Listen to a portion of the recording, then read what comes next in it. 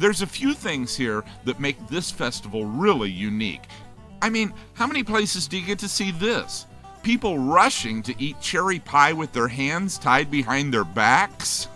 You could make a fortune here selling paper towels. Speaking of fortunes, there were quite a few made here in Traverse City. Like a lot of early towns, this one owes much of its history to lumber. The Boardman family first bought the land in 1847 to harvest the wood, but by 1851, they had sold it off to Perry Hanna, who most people consider the town founder. And he lived pretty well. When the lumber business dried up, the powers that be pushed to get a state mental hospital located here, as a way to keep the economy strong. The 480-acre hospital, known as the Northern Michigan Asylum, was started in 1885. It served its purpose for nearly a century, sometimes housing 7 times the number of people as the town's regular population. Then, many states decided it was time to close up these huge facilities, so it just sat here abandoned and falling apart. After a few years, a huge historical redevelopment was put into motion, one of the largest in the nation. Now, it's home to 70 businesses and dozens of condos. And since it's the largest public park in the city, it's also a popular spot for walkers and cyclists. One of the things that caught my eye with this area as a whole is how many unique places there are for biking or walking or hiking. This one's really neat. It's called the Tart Trail. When you're on it, you not only exercise the body, you exercise the brain. Just like our solar system, the Tart Trail starts out at the sun, and there's a placard there to explain the sun. Then, as you walk or pedal to the east, you pass all of the planets in their relative position from the sun. That means some of them are pretty close, and some are miles away from the sun replica, that is. Let's see. Mercury, Venus, Earth. I was too low to see home. Then Mars, Jupiter, Saturn, Uranus, Neptune, Pluto. Where's Pluto? I know there was some controversy over Pluto being a planet, but this trail was built before that. Where's Pluto? Well, after some checking, I found out there was a Pluto stop, but it was unceremoniously removed when city officials found out that Pluto had been faking it as a planet.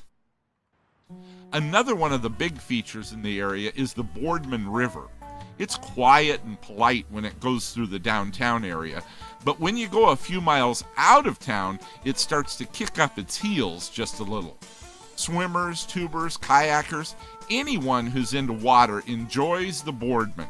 Oh, and if you want to do more walking or hiking, the Conservation District has trails that parallel the river's route for miles and miles. I think I've done enough walking for another treat, or two. Back at the Cherry Festival, it was a cherry soda float, a few cherry pastries, and some cherry cotton candy for the road. I'll admit, I like sweets, so it was time to get the scoop on my favorite cherry from our cherry experts, Mary and Whitney Lyons. I might sound like a little kid here, but my favorite cherry is maraschino cherries. Oh, no. They don't come right off the vines, do they? Right off the trees? No, it's a long process. Whitney explained that they grow a special cherry, a brine cherry, just for making maraschinos. You know, we pick them, and they're yellow. They put them in a sulfur dioxide and calcium, and they bleach them, and they come out white as her pants. And then they pit them, and then they color them. That's where you get the red or you get the green maraschino cherries. I can't help it. I like things sweet. Maybe that's why I like the chocolate-covered cherries, the cherry barbecue sauce, and the cherry topping. I really like the black cherry cream soda. The cherry salsa, it was okay. And the cherry vinaigrette would have been a lot better with a head of lettuce. I think it's time to see what else this area has to offer. Let's head west to the big peninsula, Leelanau Peninsula, the area that people call the Little Finger of Michigan. The first thing I did was head straight west for about 20 minutes, toward the coast of Lake Michigan. That's where you'll find what Good Morning America's viewers voted the most beautiful place in America. The official name is Sleeping Bear Dunes National Lakeshore, a 64-mile stretch of beaches, coves, dunes, forests, and history. The park's got several featured areas if you're not the type who wants to wander off alone. The first one I stopped at, or at least drove through, was the Pierce Stocking Scenic Trail. It winds 7 miles through the forest and has so many scenic views, you'd think they had the landscape artists actually come here to create it. If you're really energetic, you can go down and then back up a dune that seems to fall right off into Lake Michigan. Here's an aerial view from the other side.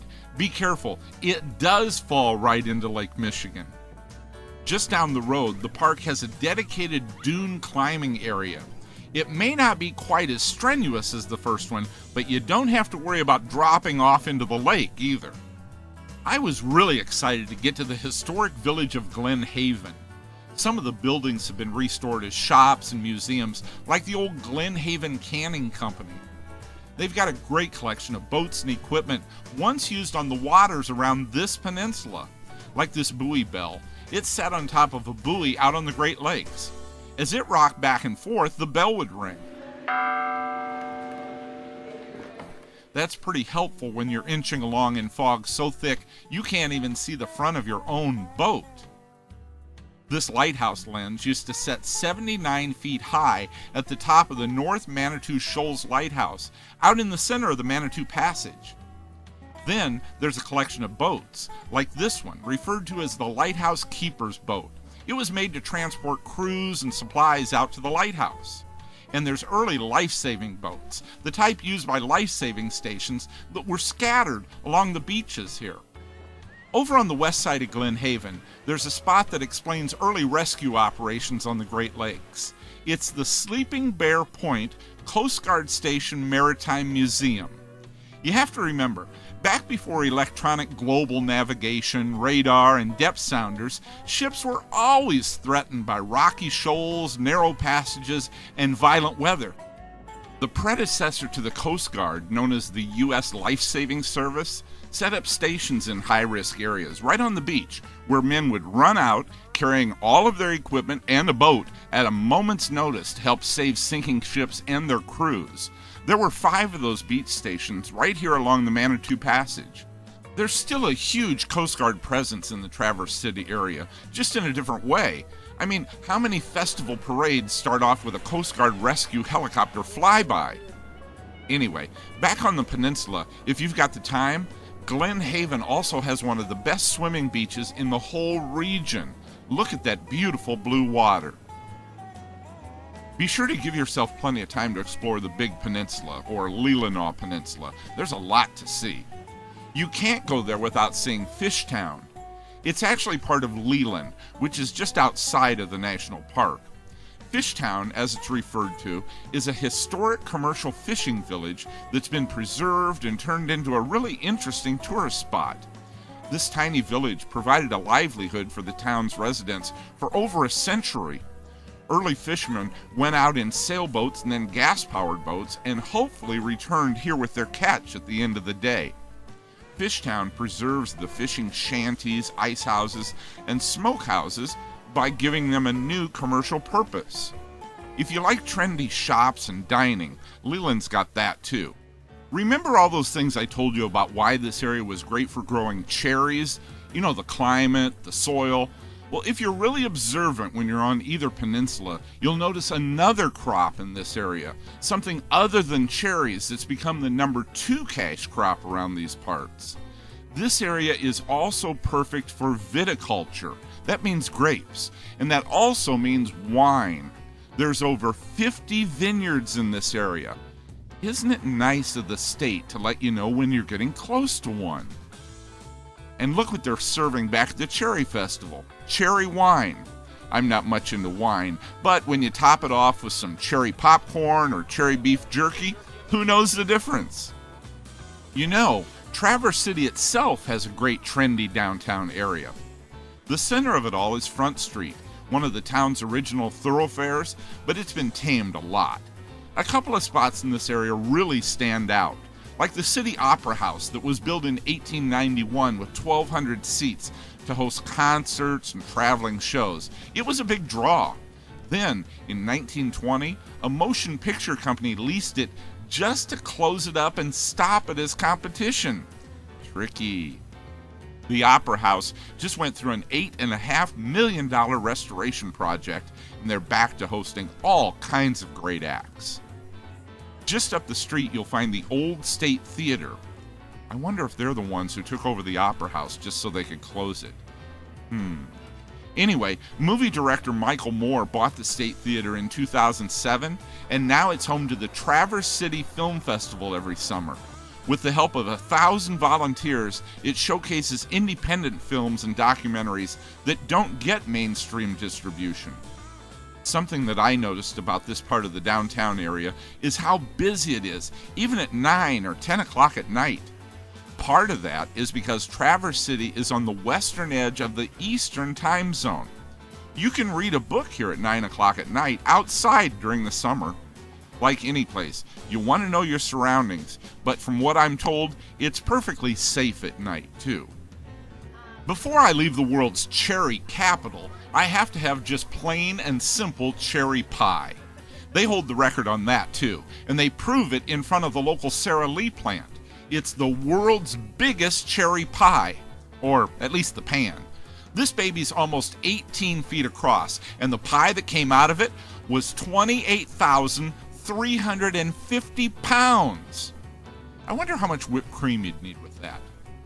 It was baked in 1987 and still holds the record in the Guinness Book. I can't hope to find another pie like that one around here, but they've got to have cherry pie back at the Cherry Festival. Before we head there, let's talk to our cherry experts, Mary and Whitney Lyons, about the cherries that go into pie.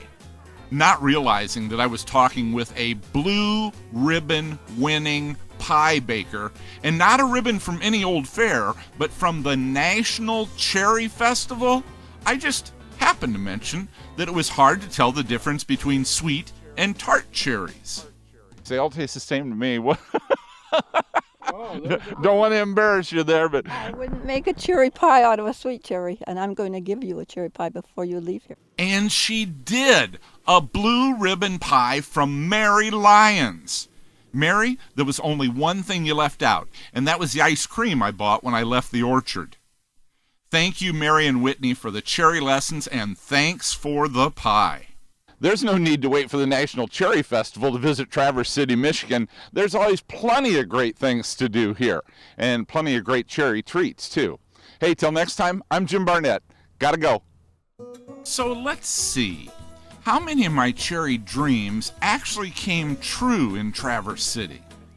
There was the cherry sundae, cherry potato chips, plain cherries, cherry flurry, cherry float, cherry pastries, cherry cotton candy, cherry wine, cherry barbecue sauce, cherry popcorn, chocolate covered cherries, cherry topping, cherry salsa, cherry jerky, cherry vinaigrette, Mary Lyons blue ribbon cherry pie. I did all right.